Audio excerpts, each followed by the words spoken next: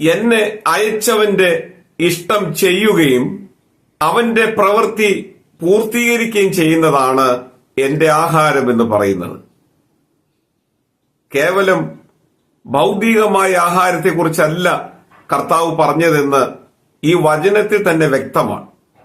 അത് ആത്മീയമായ തൃപ്തിപ്പെടുത്തുന്ന ആഹാരത്തെക്കുറിച്ച് തന്നെയാണ് കർത്താവ് സംസാരിക്കുന്നത്. സത്യത്തിൽ യേശുവിനെ തൃപ്തിപ്പെടുത്തുന്ന ആഹാരം എന്ന് പറയുന്നത് എന്താണ്? പിതാവിന്റെ ഇഷ്ടം ഭൂമിയിൽ നിവർത്തിക്കുക എന്നുള്ളതാണ്.